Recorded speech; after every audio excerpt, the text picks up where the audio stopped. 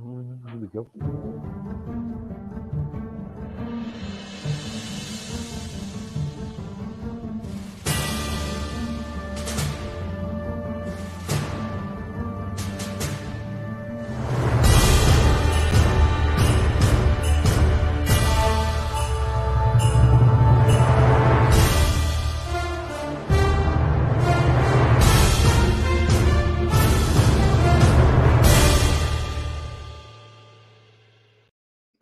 Good evening, guys. I'll tell you what I have got. It's one of these shirts what my wife bought me. I never used to like these, but I think yeah, I think I look lovely in person, don't you, everybody? Yeah. Anyway, let me get off that. I have got tonight. My daughter. Yes. Hello, That's Rob. How are you? all good. Where is the camera? There it is. So what have you? So what have you been up to since we last talked? Well, I've finally been able to get back in the studio. That's one thing, anyway. So we finally got back to work on the newest track. But obviously, I'm still looking after my 102-year-old mum. Oh no. Yeah, she's doing all right, but she's in bed all the time now. But that's my principal task at the moment. But also looking after my son, who's wandering around the place here somewhere. But and writing and all that kind of stuff as I normally do. Many people haven't seen you or heard about you. So tell everybody about you. What kind of music you're into and what kind of music you play. Well, I must admit, now looking back, it's all very different. But basically, I'm a songwriter. I just like writing songs. I don't do it because somebody made me do it. But I mean, because I mean, time gives you time. Time lets you think about how it all started. But really, I started writing poems when I was a kid, and of course, I was sent to piano lessons by my mother, and we had a piano at home, and I was sort of learning to write, to play music, and learning to write poetry. And when I was about 12 or something, I suddenly realized you could put the two things together. And so that was really how I just came across the idea. But it wasn't, suddenly I discovered the Beatles and Jimi Hendrix and all that. So I got an electric guitar, and I started playing guitar. And it's just like in the early 70s, not many people played electric guitar. It's hard to think, but they didn't. And so as a result, I just started getting all these gigs playing guitar to start with. And you've got to remember, this is in the early 70s when you were like talking about £10 a week as a wage. Yeah, Yeah, I was getting like £40 a night. Those were back in the beautiful days when people used to pack into discos and clubs and all that kind of stuff. So I sort of learned the trade there, but that wasn't what I meant to do. I meant to write songs, and that's what I did really. I write songs, and but back in the in the 70s and 80s, there were just so many gigs. You just got gigs anyway, whether you wanted them or not sometimes. So it was just it went from there, and it was the funk era. I suppose. I mean, I started off being playing rock. I mean, basically, because that was how it was there. And then I learned to play funk, and then you had the whole disco explosion and all that jazz.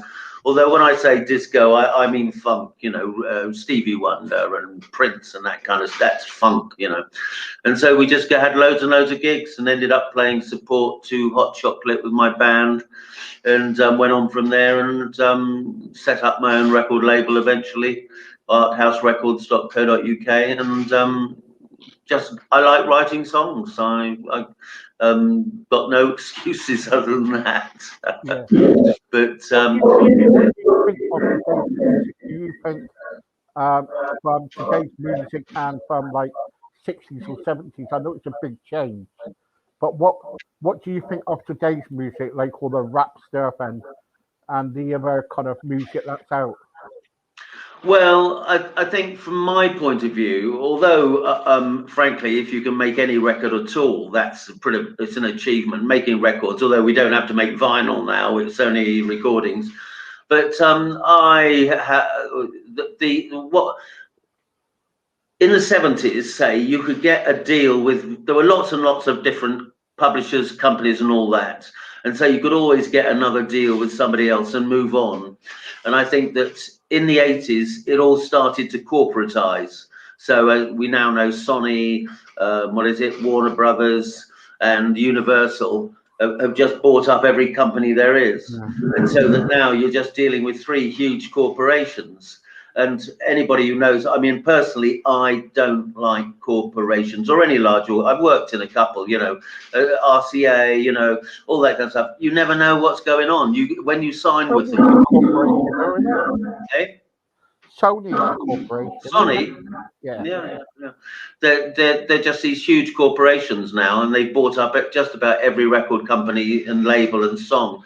And it's just turned into that it's not so easy to make different music anymore. And I mean, I call it toothpaste music, because these corporations are just chucking out I mean, hip hop's fine. I've got no problems with hip hop. I mean, it started decades ago now anyway, but it's still R&B. I mean, it's R. But I personally, I don't, I'm a kind of Neil Young, Joni Mitchell, Stevie Wonder kind of person. And I think they were people who really learned how to write songs. And I think that I don't know whether it was in the early 90s when you got do you remember, anybody remember all those computer programs that kind of wrote the song for you?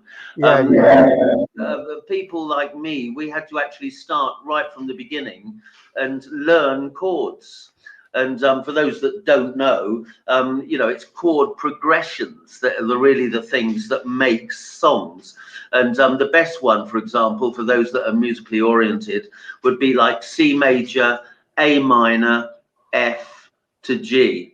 And in fact, there was there are a lot of good documentaries about music these days. There was Paul Anka was on one of them. I mean, I'm not a massive fan of Paul Anka, but his first song, Diana, is that C, A minor, F, G. So you just have to learn all these different progressions and all the different progressions there are. There are several, not that many, I might add, but several. Yeah, I was speaking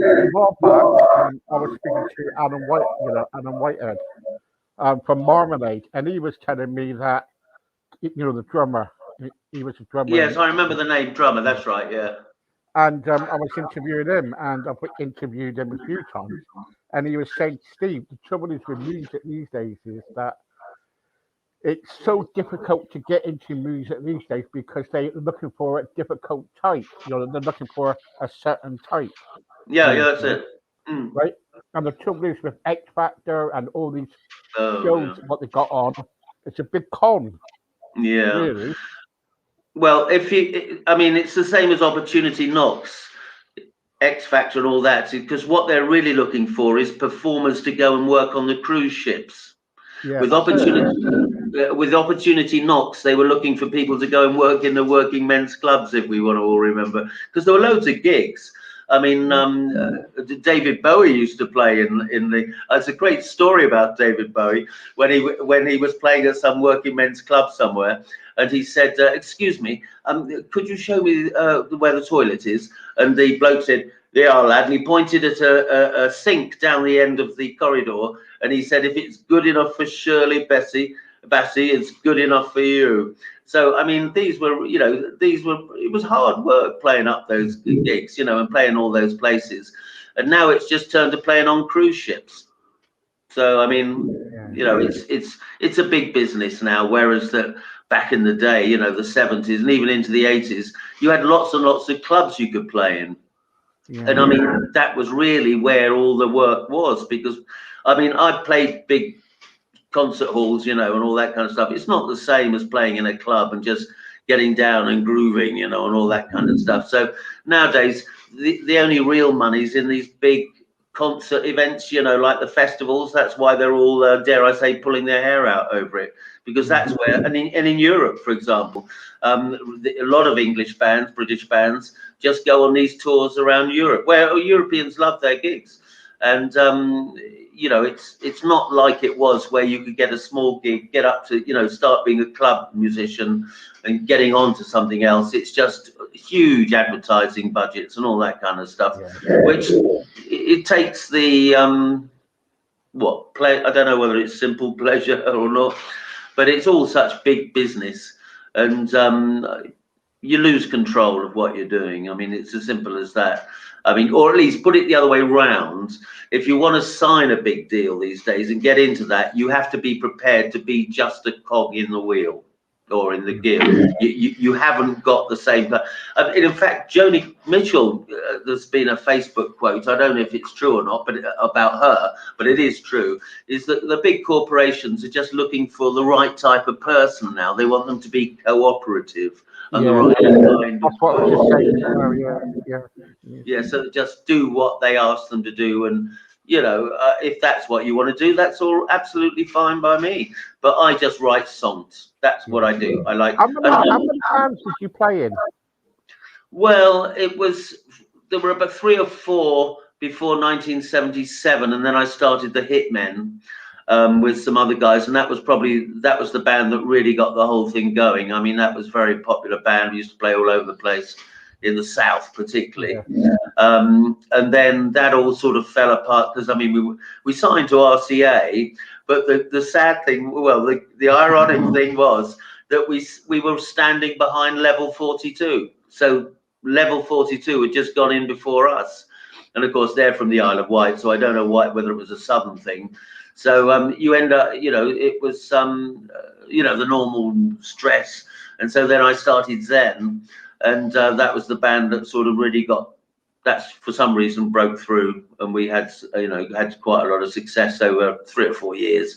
But then again, band tensions. I mean, there's lots of there are lots of documentaries now that show all bands have terrible tensions behind the scenes. Really, it's hard work playing gigs. People don't understand. You have to travel, getting to the gig, doing it, getting psyched up, and all that kind of stuff. So and then I went solo and just did my own thing from that point on.